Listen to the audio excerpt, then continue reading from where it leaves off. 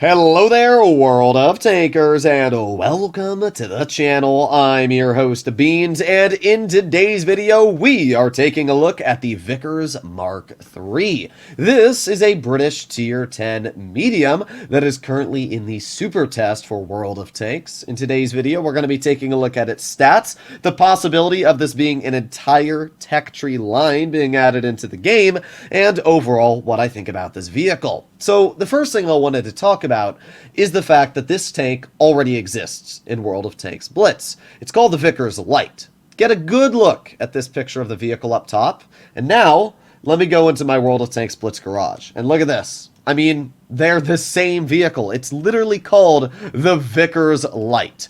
So, the tanks are the same. And even though they have slight differences here and there on it, looks like maybe the skin Wargaming has designed for it on PC, the overall aspects of the vehicle seem very similar. We have a better look of both of these vehicles right here as a side-by-side view, and I mean, look at them. They're almost identical. And in fact, if we put the legendary Snitcher camo on the Vickers, as we can see, it basically does make them the exact same vehicle. So I'm 100% confident that this is another World of Tanks Blitz tank, just like the Type 71, the Ho-Ri, and Yo-Line that was first introduced into Blitz, that is then being added into World of Tanks PC. Now, the interesting thing is that the Vickers Lite has been in World of Tanks Blitz for, what, 2-3 years now at the time of recording, which is a very long time. And I should also mention that it's part of a tech tree. If we full screen the game and we take a look, we can see that it starts at Tier 8, being the FE301, moves over to the Vickers CR, and finishes off at the Vickers Lite.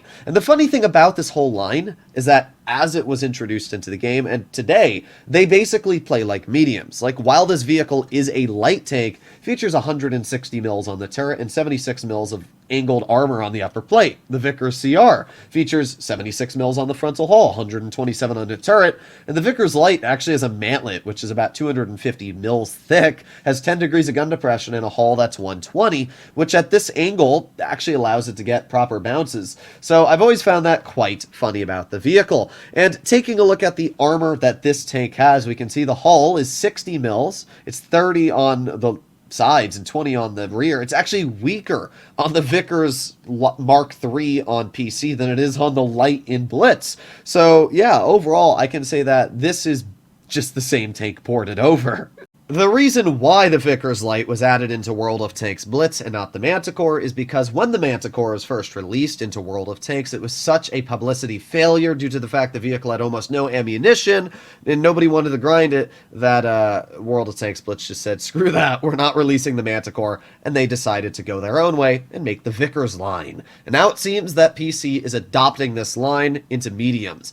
Now, just looking at the statistics of this tank, it has a lot of similarities between the two. For example, the Vickers Lite on Blitz features a Hesh-firing 105mm. Alright, enough about World of Tanks Blitz. We want to see what this vehicle has going for it. So let's take a look at its statistics. First of all, we have the gun. 390 damage per shot on the standard rounds, and 480 on the Hesh. That's really nice damage on the HE, and with 105 mils a pen, you should be able to cut through the majority of medium sides and the rear of a lot of heavies as well. So that should actually be quite nice, and it's going to make this tank very flexible on cutting through armor. The vehicle has great shell velocity on the standard at 1478, and judging that the vehicle has 1173 on the gold rounds, they are most likely going to be heat, as usually premium APCR is actually faster than the standard. But yeah, great shell velocity. It might actually be APCR standard on this vehicle, because that's really, really good shell velocity for this type of tank. Even the high explosive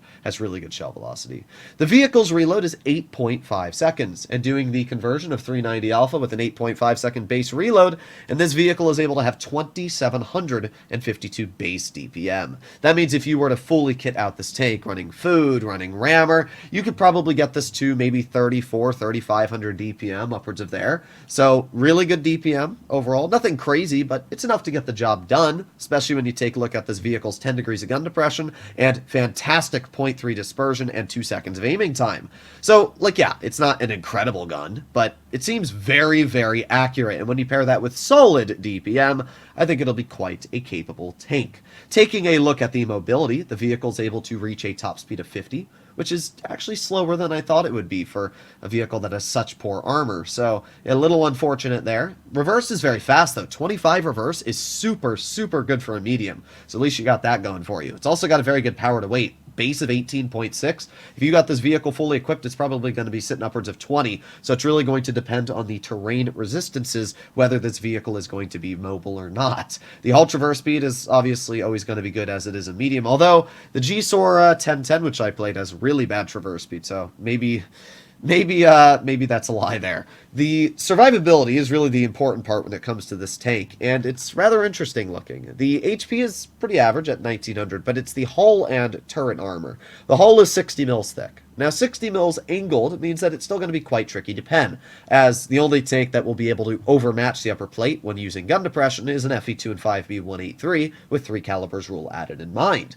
And is that 60 mils at the thickest? I don't know. Is the upper plate maybe more? We'll have to find out when it is released. But as of right now, it doesn't seem like armor is going to be any point of this vehicle's capabilities. So it's 60 mils on the hull, it's 30 mils on the sides, and 20 on the rear. So really bad armor. The turret is 80 mils on the front, 40 mils on the side, and 40 on the rear. It's really going to depend on that mantlet armor. In World of Tanks Blitz, the mantlet on the vehicle has gotten nerfed numerous times because it's a light tank that has armor. It used to be like 250 thick, and then they nerfed it to like 200 now, which means the majority of tier 10s can cut through it.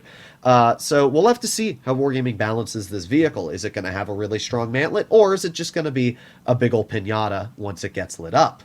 The view range is fantastic, though. Look at that, 410 meters. That is actually amazing. Also, I'm a little stupid. I just realized that it literally shows the shell types right here. My brain was so fixated on the stats, I didn't even see that. Yeah, APCR like I predicted for the standard heat, and it's got the hash. So I'm just big stupid man. I'm glad that I saw that. I guarantee there's still going to be people though in the comments who didn't even see the shells in the corner. Either way, when it comes to the view range, it's fantastic. This is definitely looking to be a spotting style tank, kind of like how the Centurion Action 10 has great view range paired with solid capabilities on the armor, on the gun. I really am excited for this vehicle. It looks really, really strong. On paper, the Vickers Mk III doesn't look like it has anything incredible going for it, but when you pair all the capabilities together, gun depression, a possibly well-armored turret, high alpha, hash, mobility, and accuracy, it creates a really solid tank. And that is the exact same situation you find with a vehicle like the Vickers Light on World of Tanks Blitz. Overall, doesn't really seem anything incredible for a light. It's not the fastest light, it doesn't have the best camo values, doesn't have the best DPM, penetration, or really anything. But when you add a very solid gun with good mobility, decent armor, and overall great gun depression, it makes a super flexible tank. And I think that's exactly what the Vickers Mk III is going to be in World of Tanks. Let me know in the comments down below what you guys think about this vehicle. Do you agree? Do you disagree? I personally think it's going to be a really fun tank, and I'm excited to see what it's like. But I'll see you all in the next one. Bye-bye.